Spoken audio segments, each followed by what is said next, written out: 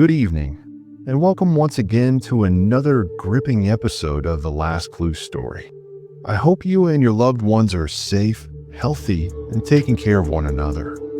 Tonight's story is a little different. It begins with love, a quiet, genuine bond between a physiotherapist and an army sergeant.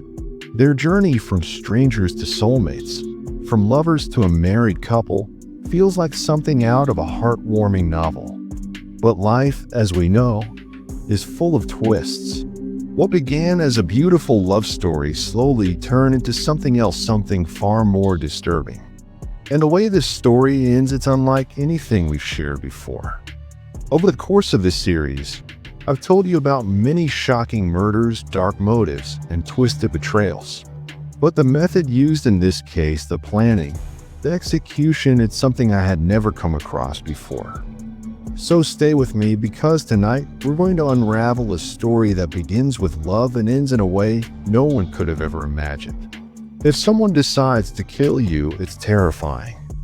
But when that someone is the person you trust the most, the one who shares your home, your meals, your bed, it becomes something far more chilling.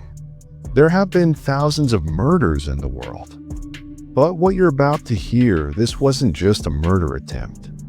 This was a plot. A calculated, cold-blooded conspiracy to kill. This is the story of Victoria Salliers.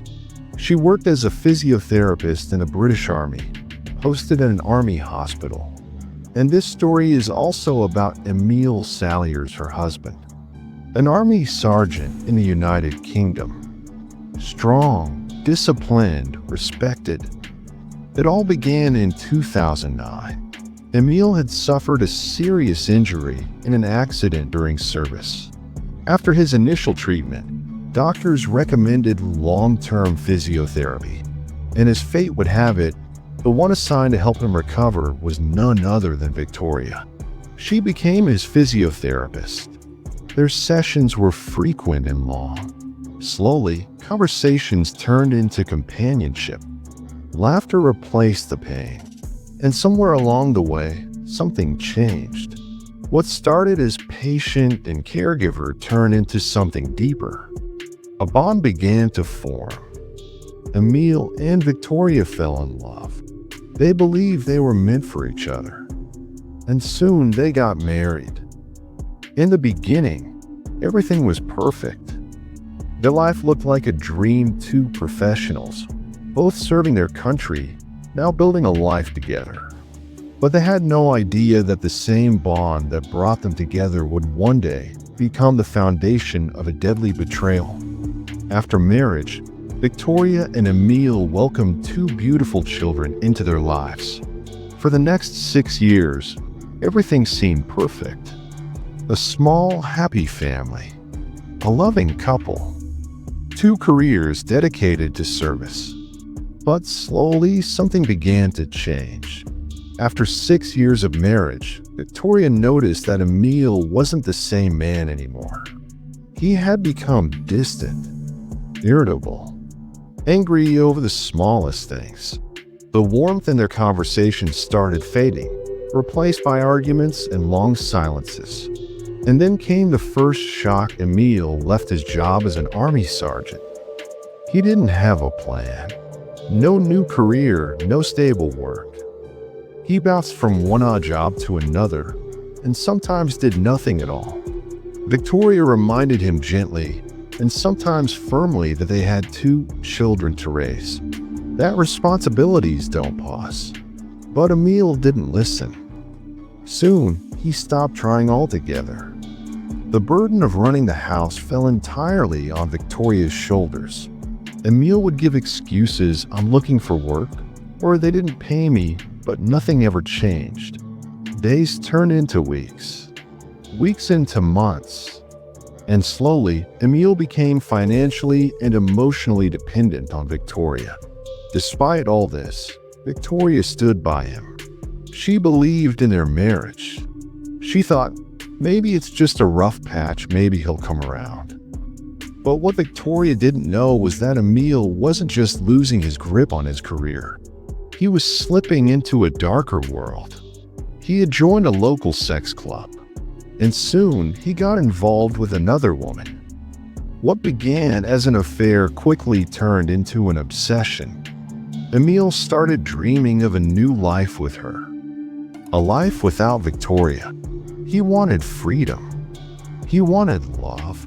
But most of all, he wanted money. Emil had no steady income. His savings were gone. And now he had two lives to maintain, one at home and one in secret. Victoria still had no idea.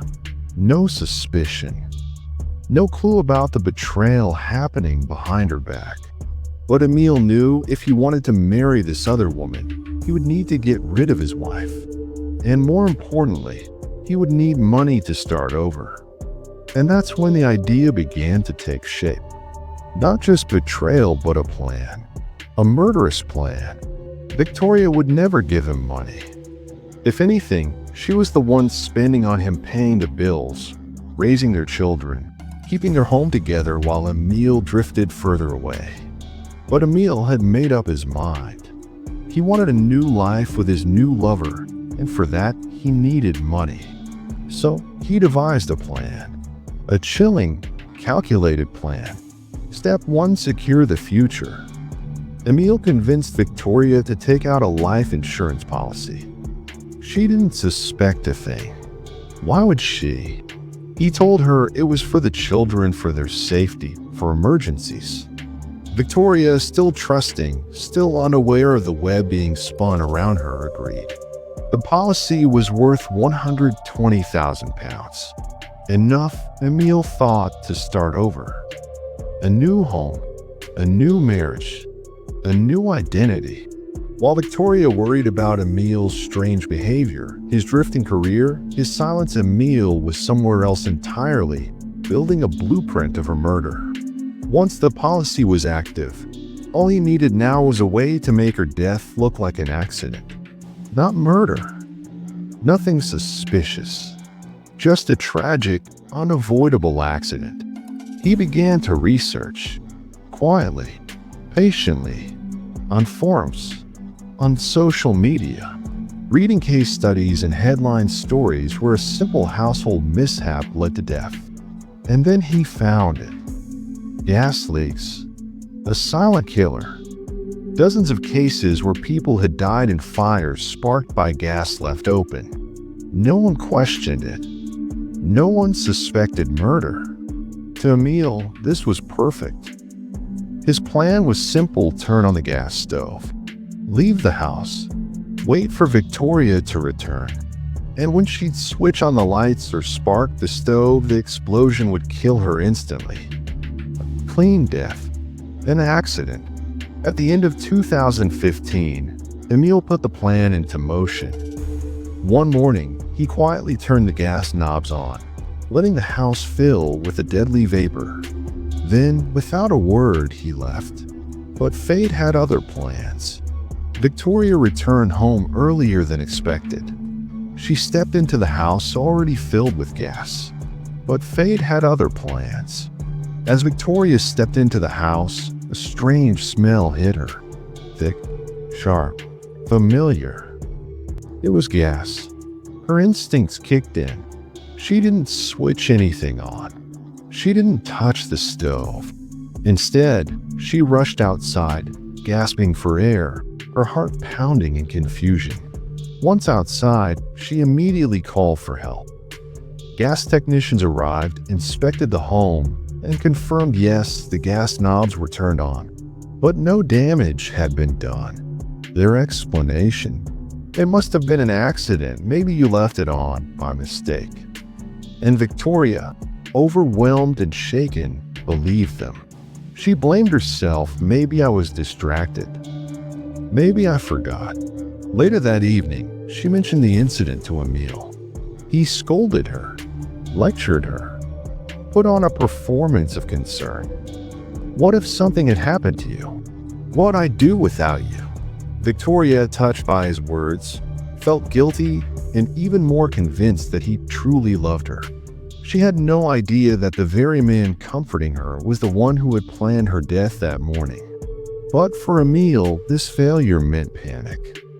His plan had fallen apart, and now pressure was mounting on every side. His girlfriend, who he was deeply involved with, was demanding commitment. Emil had promised her a future, but he was still married, still tied to Victoria, and worst of all, he still hadn't gotten that £120,000 insurance payout. Time was slipping away, and Emil knew if he wanted the money and the woman, Victoria had to disappear. Meanwhile, a quiet shift had begun in Victoria's world. Some of her close friends and colleagues, those who had seen Emil's behavior from a distance, started raising concerns. They told her things she didn't want to hear. That Emil had changed. That he wasn't the man she thought he was. That he had been seen frequenting a local sex club. At first, Victoria didn't believe it. But the doubt had been planted. And slowly, she began to look closer. She checked his call logs, dug through his phone records, and what she found broke her heart. Affairs, lies, another woman. There was a confrontation, a heated fight, but even then Victoria didn't leave. She still loved Emil. They had 2 children, and she couldn't bear the thought of raising them alone, without their father. So she stayed.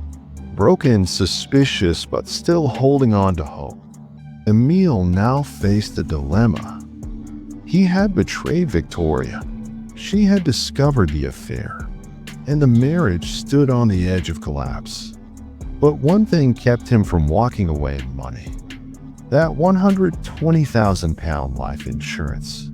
He feared that if the marriage ended, he might lose everything: his financial backup, his clean image, and his shot at starting over with his mistress. So Emil shifted gears. He promised change, promised to make things right, promised to be the man he once was, the man Victoria fell in love with. And day by day, he played the part perfectly. Attentive, loving, caring. He recreated the early days of their romance, rebuilding trust, little by little. And Victoria, already emotionally exhausted, began to believe him. She saw the old Emil return the one she had once married. She blamed herself for doubting him, for not being patient. She forgave him truly and fully. And in doing so, she gave him something even more dangerous than love, complete trust. But for Emil, this wasn't about love anymore. It never had been. It was about money. And about the woman waiting for him on the other side of this marriage. Now that Victoria trusted him again, he saw an opportunity, another chance to execute his deadly plan. And this time he wouldn't fail. Emil knew Victoria had one dream she had never fulfilled: skydiving. He had heard her talk about it for years. A once-in-a-lifetime thrill. The feeling of flying. And so, with chilling precision, Emil turned that dream into bait. He came to her one day with a smile and said, "You always wanted to go skydiving, right? I've saved a little money. Let's make it happen." In truth, he didn't save anything. He borrowed the money, scraped it together from wherever he could. Because this wasn't just a gift, it was an investment in his plan. Victoria was thrilled, touched by the gesture. For the first time in years, she felt truly seen. She agreed instantly. And so Emil booked the jump at a local parachuting club. The day arrived. Victoria suited up, adrenaline rushing, heart racing. The instructors went through all the safety protocols. Her parachute was inspected. She was fitted with her gear. Nothing seemed wrong. But Emil had already tampered with something. Something small. Something hard to detect. And then Victoria boarded the plane. As the aircraft climbed higher and higher into the sky, she sat by the open door, excited and unaware of the plan unfolding beneath her feet. Finally, the signal came. Victoria stood at the edge, and then she jumped. The altitude was just right over 4,000 feet above the ground. This was the moment Victoria had been trained for. The instructors had told her clearly at 4,000 feet, pull the parachute cord. She had gone through the safety briefings. She knew what to expect, what to do, when to act. And so, at exactly 4,000 feet, she pulled the cord. But nothing happened. The parachute didn't open. In that instant, everything changed. The adrenaline of adventure turned into the terror of death. Her heart pounded as she pulled again and again, desperately, frantically. Still nothing. Victoria realized this wasn't a malfunction. This was the end. She was now plummeting to the ground at terrifying speed, a free fall from over 4,000 feet. No backup, no chance to correct. The ground was coming closer fast. From below, on the field, spectators and staff noticed her descent. At first, they thought it was just another routine jump. But quickly, panic spread. Something was wrong. The parachute hadn't deployed. Everyone watching understood the gravity of what was happening. This wasn't a part of the show. This was a deadly fall. A tragedy in motion. As Victoria spiraled downward, people rushed to call for help. The emergency response team scrambled. And somewhere nearby, someone quietly prepared a body bag because no one survives a fall from 4,000 feet without a parachute. She hit the ground. It was violent, sudden, and everyone watching knew no one could live through that. Paramedics arrived. They ran with the body bag, expecting to retrieve the remains. But what they saw stopped them in their tracks. Victoria was still breathing. Her body was battered, bruised, broken, but she was alive. No one could believe it. A fall from that height and she was still alive. It was nothing short of a miracle. Victoria was rushed to the hospital in an ambulance. Doctors immediately began scanning her for internal damage. Her back, her legs, her arms all fractured. But astonishingly, there was no head trauma, no internal bleeding. Her life was not in danger. It was nothing short of a miracle. A woman had fallen from 4,000 feet and survived. After several days of treatment and observation, Victoria was discharged. Her bones would heal, but her trust, that was now in question. Back at the skydiving center, investigators were scrambling for answers. This wasn't just a rare accident, this was impossible. Every parachute was double-checked, triple-verified, especially for first-time jumpers. The instructor who had prepped Victoria's gear was an experienced professional. She swore everything had been thoroughly checked, and yet the parachute hadn't opened. The club brought in independent experts, and when they examined the parachute, their findings shook everyone. The parachute had been deliberately tampered with. This wasn't equipment failure. This was sabotage. Now the question was, who did it? There were no strangers in the vicinity. No unauthorized personnel. Only staff, Victoria, and one other person. Her husband, Emil. Eyewitnesses recalled that moments before the jump, Emil had been near her gear, laughing, talking, giving her encouragement. He had touched the parachute. When the police asked Victoria, she hesitated. But then she said something that changed the course of the investigation. Yes, Emil was the last one who handled it. He was showing me how to adjust it. Until then, no one had suspected Emil. Why would a husband bring his wife to a skydiving club just to harm her? But the evidence was mounting. Police began digging into Emil's past. Quietly, carefully, and what they found raised red flags. Months earlier, in the couple's home, a strange incident had occurred. The gas stove had been found turned on without any reason. The house had filled with gas, but Victoria had smelled it just in time and stepped out, thinking it was her own carelessness. The incident was brushed off, but now it didn't seem like an accident.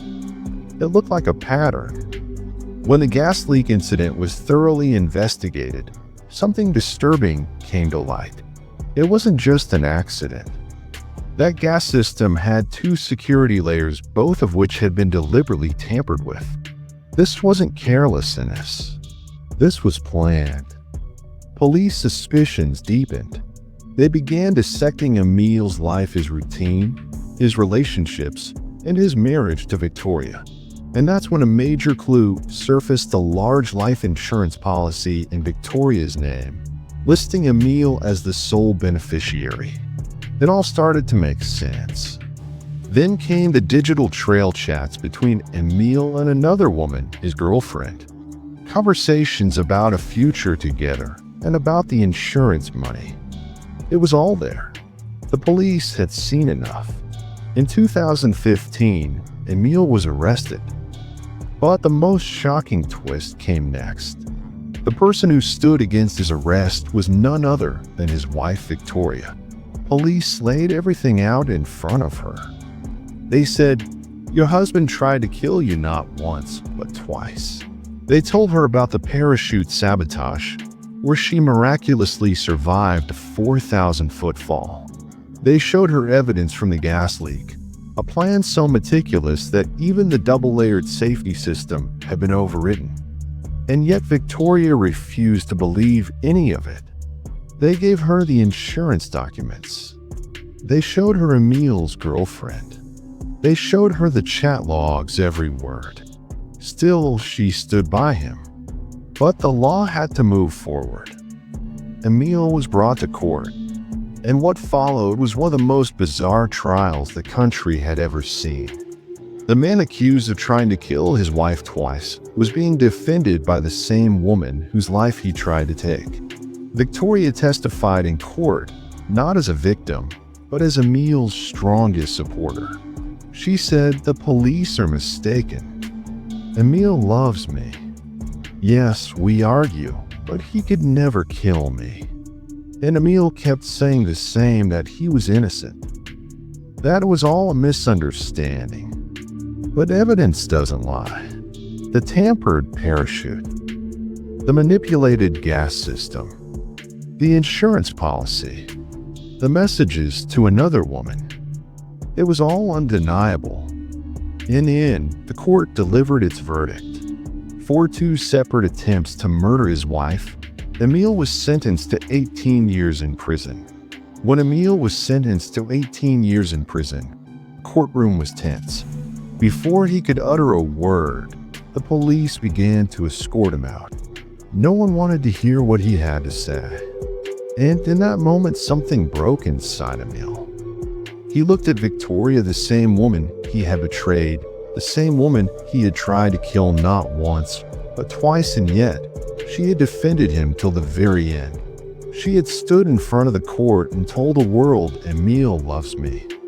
He could never do this. And now, seeing that unconditional love, the guilt became unbearable. Emil broke down. And right there, he confessed everything to Victoria. He told her that he had indeed tried to kill her twice. That he had fallen in love with another woman. That he had taken out a life insurance policy just to claim the money after her death. That everything, the gas, the parachute, the lies, was part of a well-planned betrayal. For the first time, Victoria truly saw the truth. And with that truth, her world shattered. After Emil went to prison, her heart was left in pieces. But life somehow went on. 9 years passed. By 2024, the place that had almost taken her life, the Wheelchair Parachute Club, the same club where her parachute failed, came back into her life again. There, she reconnected with someone unexpected, an employee from the flying club who had helped with the investigation years ago. He had always shown concern for her, had always spoken gently with care. He was there during the worst time of her life, and he never forgot her. He had watched Victoria survive the impossible 4,000-foot fall, and he had quietly admired her strength ever since. Over the years, they crossed paths many times, and slowly something began to grow between them. Victoria still struggled to forget Emil, but with her 2 children and that gentle man by her side, she began to take small steps toward a new life. And finally, in 2024, the very place that nearly ended her life became the place where her new life began. Victoria married the same man, an employee of Wiltshire Parachute Club. With him and her 2 children, she found happiness again. And Emil?